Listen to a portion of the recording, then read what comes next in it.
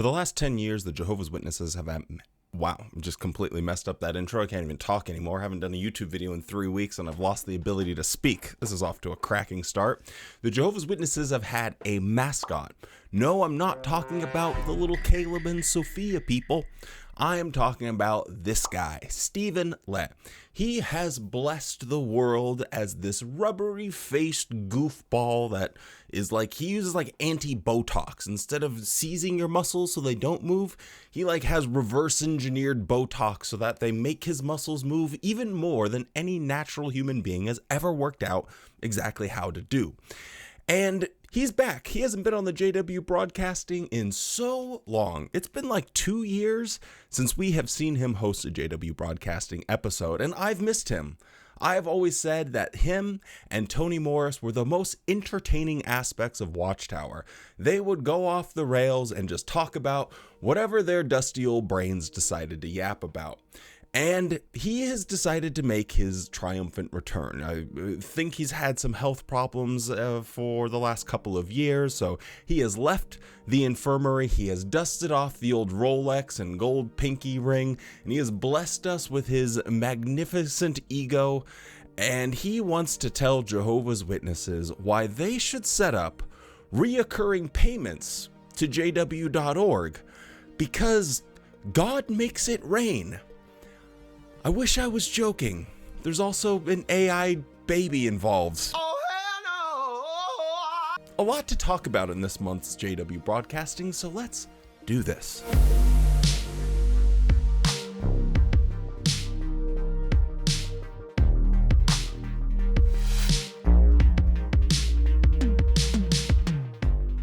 Hello and welcome back to the JW Thoughts channel. My name is Wally and today we are looking at Stephen Lett talk about money and donations and a couple of other things. So strap on, strap up, put some straps on. Whatever that means to you, you do it there, bucko. Quickly before we get into it though, don't forget to drop a like on the video. It really does help it get seen by more people. It helps it perform better when the YouTube algorithm, the mysterious force that drives the whole internet. And if you're not subscribed to the channel, I'm trying to hit 45,000 subscribers by the end of the year, and your subscription would be very much appreciated. With all of that being said, let's listen to this dusty old battle axe lecture us about stuff.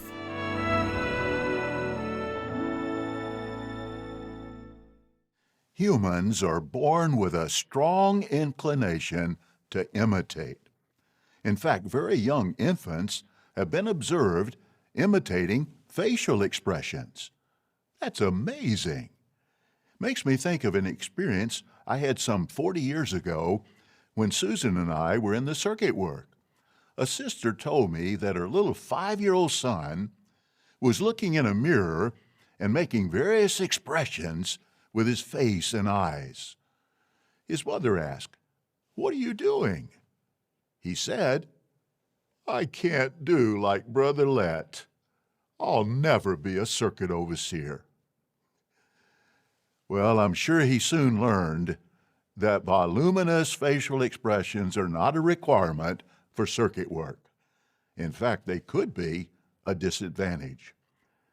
By the way, thank you for putting up with me all these years.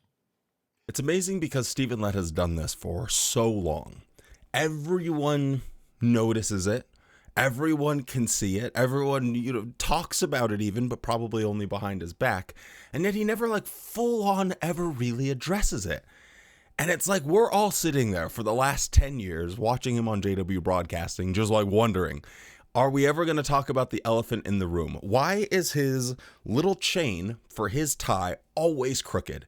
Why can't you just make the dang thing straight? This non-orthogonal approach to tie chains is obnoxious. It's annoying. It's very distracting. Other people in a similar position to you don't have to have this crooked tie chain in order to get attention. I get it, Stephen Lett. But can we please just acknowledge the fact that you do this extremely weird and goofy thing in order to get attention? But how does a small child learn to walk, feed himself, and talk? He learns by imitating his parents and others. However, There's one type of imitating that does not come automatically or even easily. It's identified in Ephesians 5:1. We are not born as imitators of God. Because of inherited imperfection, we aren't even born with an inclination to become an imitator of God. It takes earnest effort to become an imitator of God, but it's well worth the effort, and Jehovah will help us.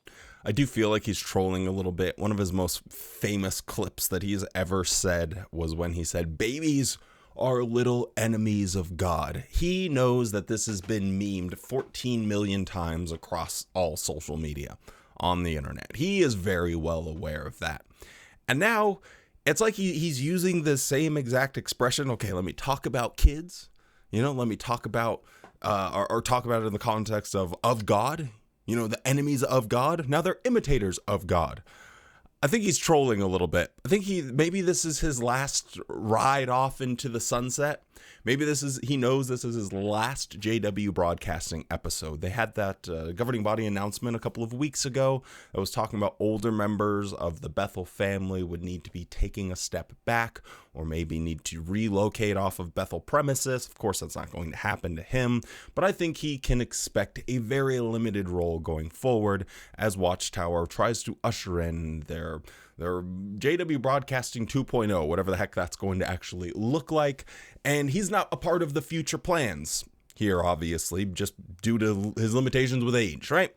So I could very well see this being his very last JW Broadcasting episode. And so he is opening it up with his kind of pseudo-referencing his most viral clip of the babies are enemies of God.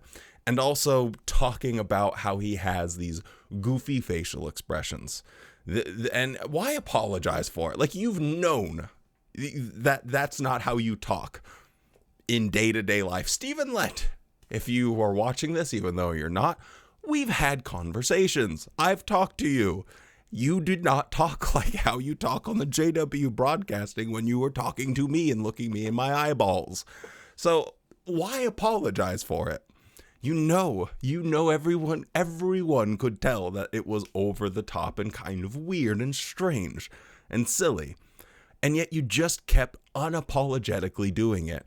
And now here, as you're riding off into the sunset, this is a little wink like, I know I've been doing this. Babies aren't enemies of God. Now, let's talk about why you should donate money because God makes it rain. We'll discuss the theme, Imitate Jehovah's Generosity. Generosity is an aspect of Jehovah's love. Unquestionably, Jehovah God is the most generous giver in the universe. Think for a moment about the planet we live on.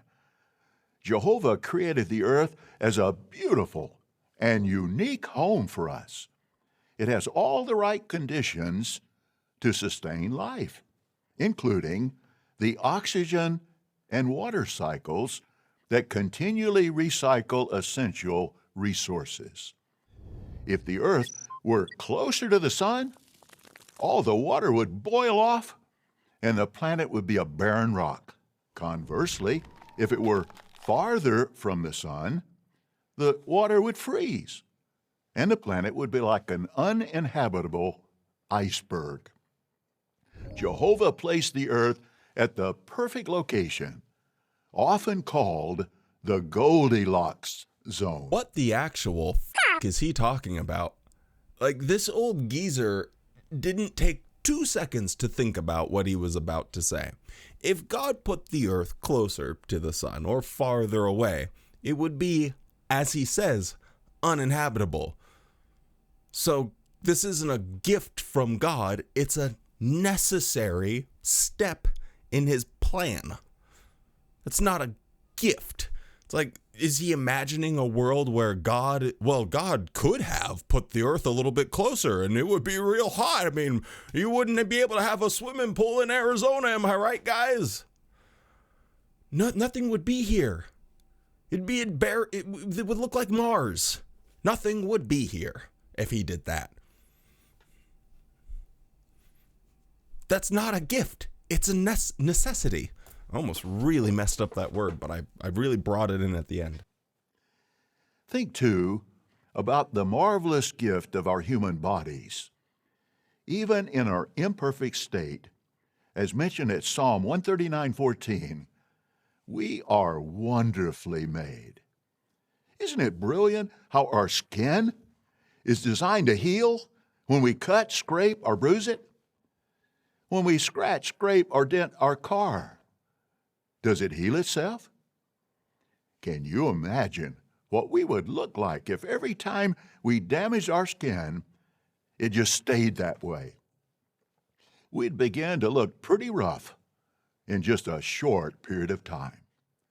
And isn't it amazing how the skin allows water to exit the body in the form of perspiration, but at the same time, it doesn't allow water to enter the body when we take a bath?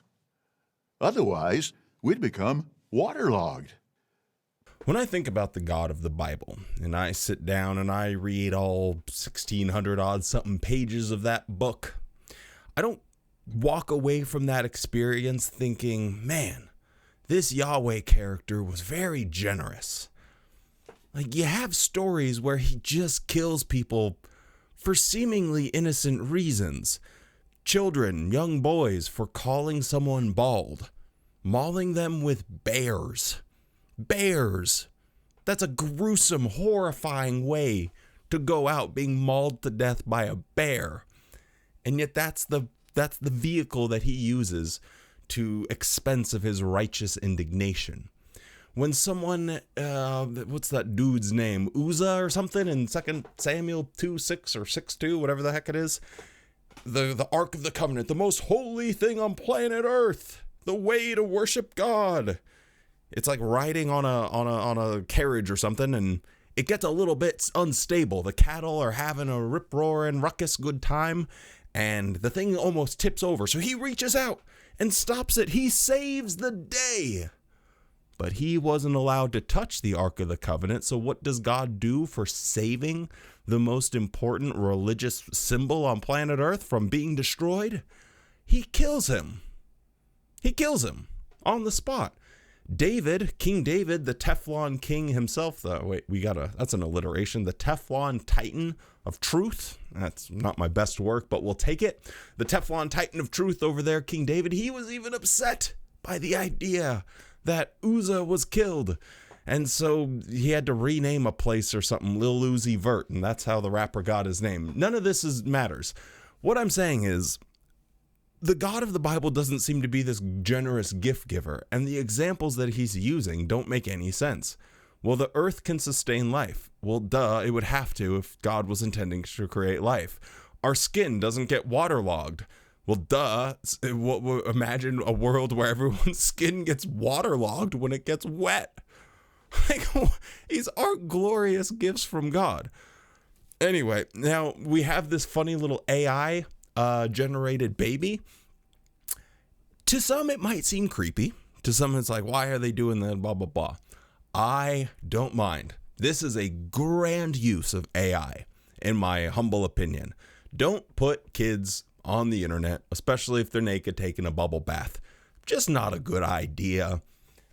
There's just too many weirdo creepazoids out there. Not worth the risk. Not worth doing any of that. So if we're going to have to show a little picture of a baby taking a bubble bath, AI generate that crap. Easy peasy. Get it out of the way. So credit where credit's due. Shout outs to Watchtower for doing that.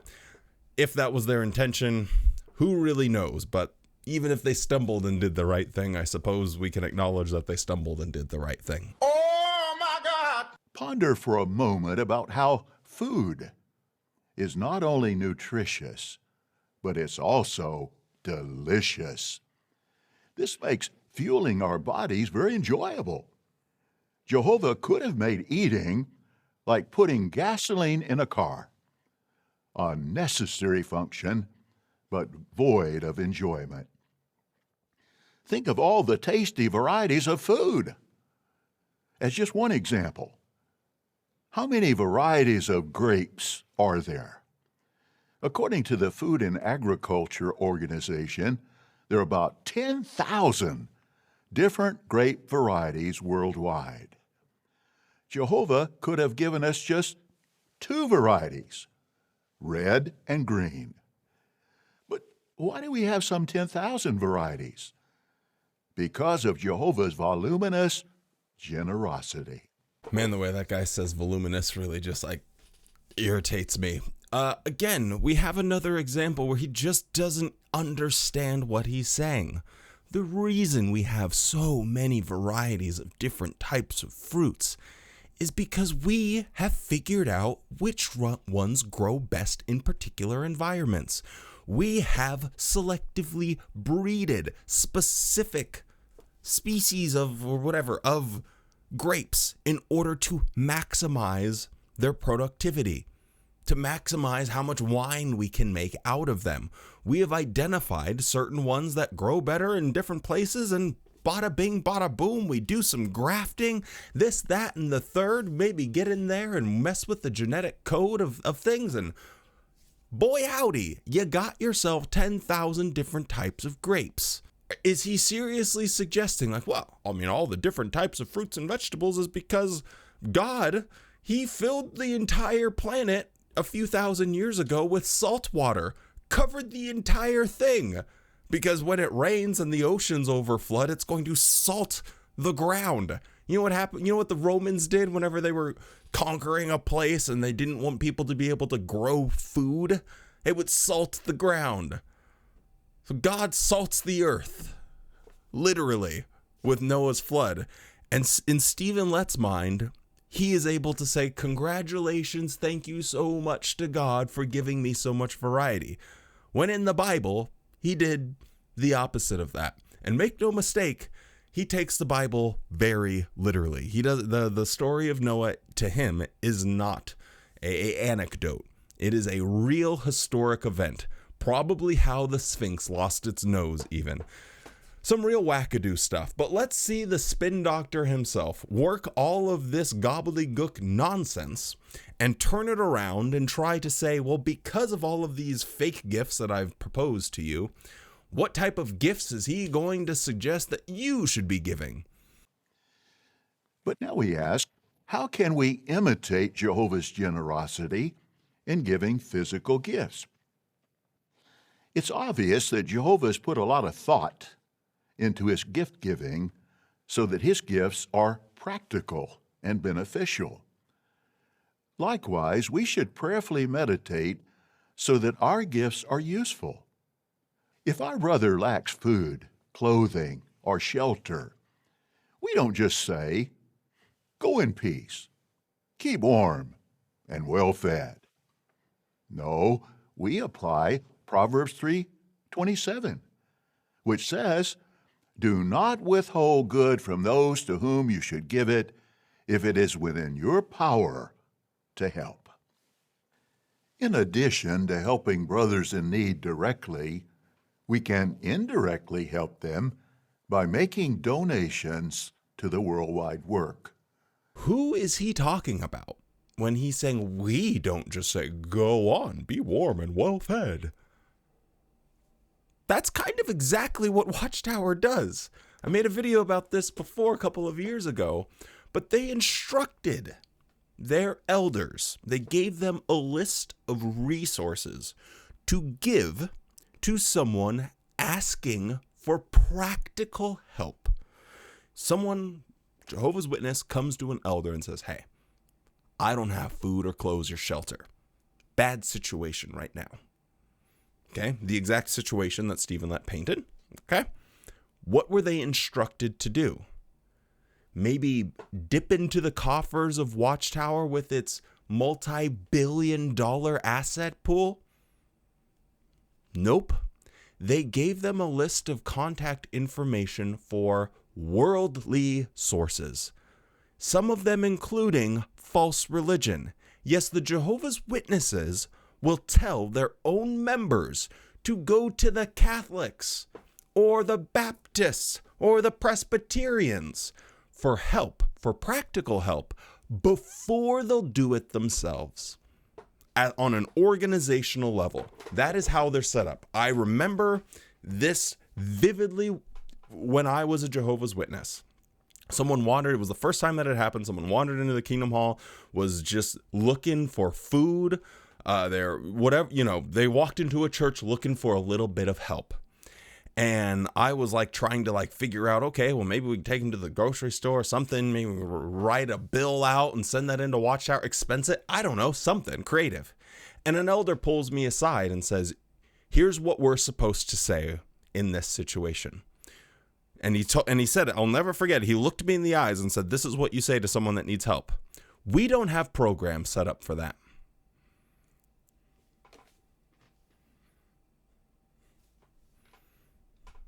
Someone looking for charity from a charity is going to hear the words, we don't have programs set up for that.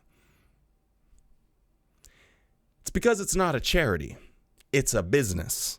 Watchtower is nothing more than a business moonlighting as a religion. And I think understanding what he's about to say, you really have to understand that aspect of it. You got to take off the lens of looking at it as a religion and think about it purely as a business, which is what we'll do.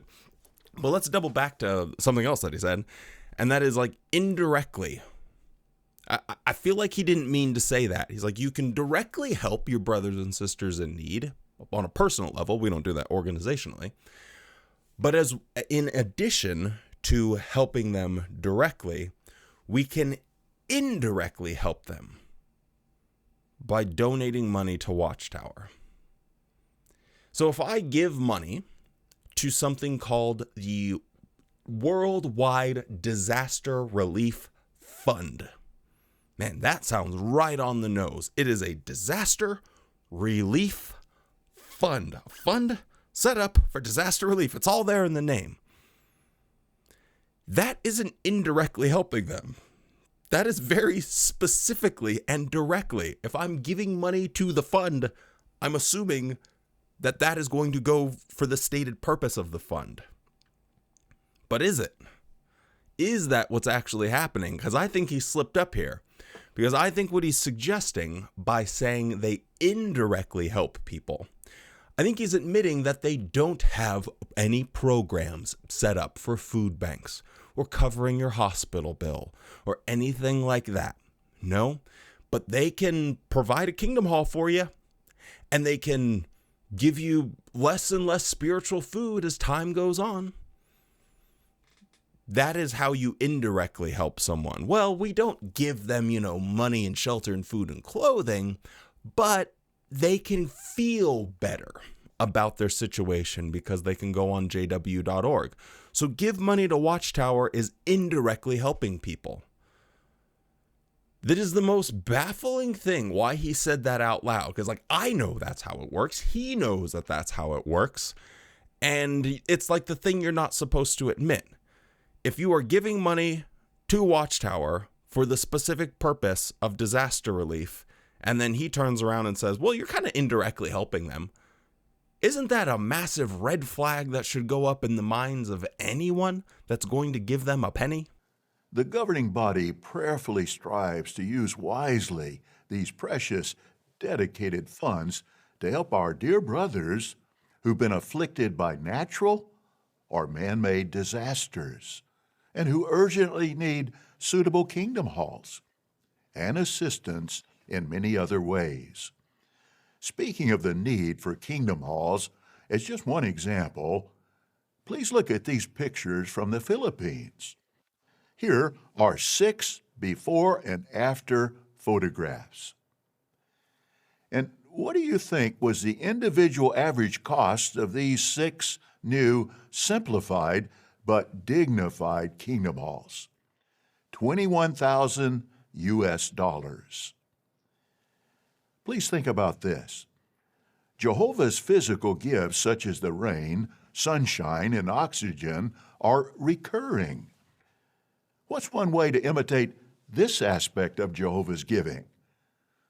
Well, 1 Corinthians 16:2 says, on the first day of every week, each of you should set something aside according to his own means. In harmony with this scriptural principle, many have chosen to set something aside each month by scheduling recurring online donations. All right, so we have here an example of this indirect help that the governing body wisely uses in order to assist people. And he says we provide kingdom halls and other unnamed things. Don't really know exactly what that means, but best not be thinking about it. But here are these 6 kingdom halls in the Philippines. These are properties, assets that Watchtower owns and has free maintenance for. So it's a pretty good gig for them overall. And updating these things costs $21,000 each. I don't really think that that's the real cost, because there are human beings that need to be fed and paid for, insurance that needs to be had, a lot of different things that need to go and happen for a Kingdom Hall to be remodeled in such a dramatic way. Like, that looks like it was torn down to the studs, or maybe just torn out completely and built from the ground up. And it only costs $21,000. To me, he's saying that they paid for the building material, and that's about it. So they found a way to make a profit on by charitably giving. It's a profitable venture for them. Here's a property that we own that we can make more valuable by buying the building materials and letting the suckers that give us the money to pay for it, they'll also build it and maintain it for free. And we own it and we'll sell it at any time that we want. It's a money glitch. It's an actual money glitch. They can use that as well. They can combine all 6 of those, put them in a portfolio, and borrow against it. Because when you own an asset, baby, you can borrow money at a very low interest rate against that asset, and it creates infinite money as long as the assets keep going up in value and price. Look at the just stock market or the housing market, and sometimes it goes down, but that graph always be going up, baby. You can just borrow against it. Protect yourself from inflation. Get a little bit of side scratch on it. And if it ever does drop in value, well, you've borrowed against it, so guess what the bank does? They just sell it. Okay, well, looks like your asset's not as worth that you were borrowing money against it. Looks like we'll just sell it. And you're still in the clear. It's so baffling that ordinary Jehovah's Witnesses aren't sick and fed up of this yet. He has an opportunity to show them doing actual good gift giving, right? The whole premise of this is about giving gifts, and he's trying to spin doctor it into why you should donate more money. It's a perfect opportunity for them to demonstrate and show what they do to help people. They could showcase it here and now. I make fun of them all the time. Other people on the internet make fun of them all the time. Whenever they do their yearly announcement about, how your donations are used, it's always an embarrassingly low number. Here's an opportunity for them to show the world that they do help people. And what do they do with that opportunity? The setup is perfect. They demonstrate that they only care about improving the value of their assets and calling it charity. And if you're stupid enough, honestly, if you're a Jehovah's Witness and you're not seeing through this because it's just so blatantly obvious at this point, you need to get your head examined. This is theft. This is a very, very wealthy company stealing your time, your money, and your life and family away from you. And it's this goofball. And I'm just starting to cook here, so just everyone hold tight, because we have to address this. Reoccurring payments. God makes it rain. God makes it rain. And it doesn't just rain once. This isn't like the times of Noah when it will just rain one time. Nope. God makes it rain often, so therefore, you should set up reoccurring payments on jw.org. This, I think, is a very intelligent business strategy. This is something that many companies have been doing for the last few years, and that is creating an abstraction between the service offered, the value of the service offered, and the money that you spend on it.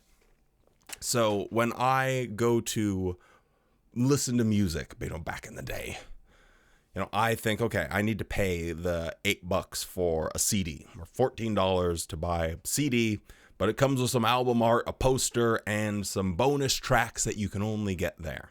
Boom. That's like the value to me. Now, 2025, I have to open up my Spotify, right? And I can just listen to anything I want, except that I can't. All of those bonus albums and bonus B-sides of things that I enjoyed, acoustic variations of songs, all of those are gone. They're not on Spotify anymore. So now I'd have to go and find my CDs and download them onto a file, do the whole kit and caboodle here. What I'm saying is the music industry has created a way of blurring the lines of the actual value. You don't have this thing that you own now that, hey, maybe in the future you don't want the CD anymore. You can turn around and sell it for recoup some of the costs, whatever the case might be. With Spotify, they just take that money out. Boom. There's your $20 a month. And that's it. And if they take songs off of the catalog, if they don't have access, not their problem. Netflix, when Netflix first came out, it was $5, and it was harder to find something not on Netflix than what was on it. There was so much content on there.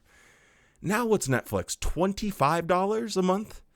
And they keep removing things from the catalog. Because now all of these other places are realizing, oh man, this is a great way to make money. So they're trying to hold on to their IPs as well. So anyway, I won't get down to the whole rabbit hole here, but essentially what Netflix does is they can remove stuff off of their platform, and you just kind of keep paying that monthly payment because everyone pays for their Netflix. That's just like everyone kind of does it. And you are further removed away from the actual value of the thing that you're paying for. Again, I think Watchtower is doing something similar. Back in the day, you used to get a magazine. You used to get, the Bibles or whatever. And there was like an actual value. Like, well, if I went to a bookstore, it would cost me like $25. And now look, I just got this book handed to me for free. And you would get 2 books per year. You'd get a little DVD movie thing from the drama, whatever the case was, every couple of years. There was a lot of things that you received. Now, what are you getting from Watchtower? I made a video about this, about the actual amount of spiritual food that they get on a month-to-month basis or on a yearly basis. And the difference is astounding. Even if you account for all of the videos that Watchtower makes now, it's still not even a tenth of the spiritual food they got 20 years ago. And yet they still want their money.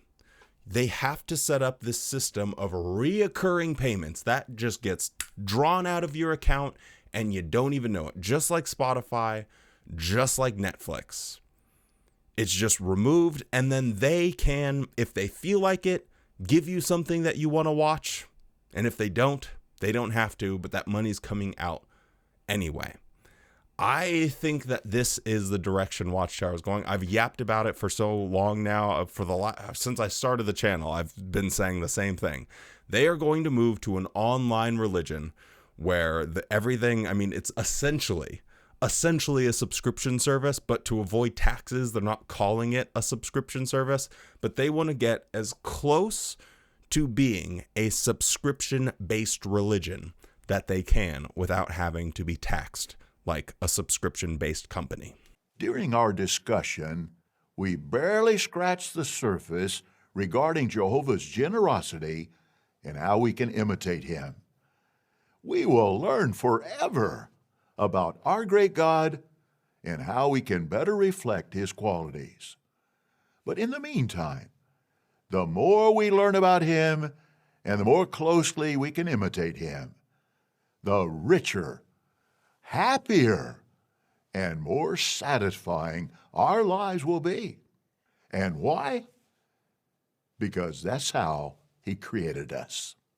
I don't know about you, but I feel inspired. I feel lifted up right now. My goodness, I think I'm going to set up some reoccurring payments for Watchtower because they just give me that sweet, sweet juice that I need. That was a pretty weird thing to say, but I say a lot of weird things. What are you going to do about it? Probably end the video here. This JW broadcasting is maybe the most interesting one that we've had since I can remember. I can't remember the last time I was like really locked in on one. So I found this one to be pretty interesting. I've yapped about this one long enough. I think I went on like an 8-minute rant earlier. So we'll end this video here. We'll pick it up again tomorrow and look at the rest of this disaster. So with all of that being said, stay safe, be kind, and don't forget, please spend more time loving the things you love than hating the things you hate. It will change your life. You can think about your life like you have a set of coins. You know, you got 15 coins for the whole day, and you get to decide how you spend those coins. They're like mental and emotional ones. When you pick up one of those coins, just think, is this something I love or something I hate? And when you catch yourself stewing and getting angry and upset and raging, and the cortisol is literally deteriorating your mind and your body, and your sympathetic nervous system is going haywire, think to yourself, do I want to spend my coin deteriorating my mind and my body? Or do I want to just let that go and do something I like? Anyway, pro tip from Wally. I'll see you tomorrow. I combined, I'll see you tomorrow, guys. And then it just turned out like, all guys see you tomorrow. Why do you guys even watch this crap?